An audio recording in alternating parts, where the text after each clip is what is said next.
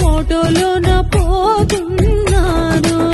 Platinum ఆభరణాలు వేయాల్సిందాన్ని, పాత gilt నగలే నేను వేసుకుంటున్నాను.